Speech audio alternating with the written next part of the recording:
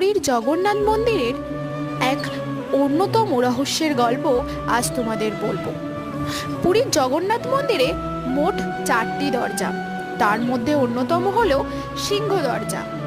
এই সিংহ দরজা একটি সিঁড়ি পার করলেই সমুদ্রের গর্জন আর শোনা যায় না। মন্দিরের এত কাছে সমুদ্র হওয়া সত্ত্বেও মন্দিরের কোনো প্রান্ত থেকেই সমুদ্রের গর্জন শোনা যায় না। জগন্নাথ মন্দিরের দ্বার পাহারা দেন স্বয়ং হনুমান। তিনি সমুদ্রদেবকে বলেছেন যেন ওনার আওয়াজে জগন্নাথের শয়নে কোনো সমস্যা না হয়।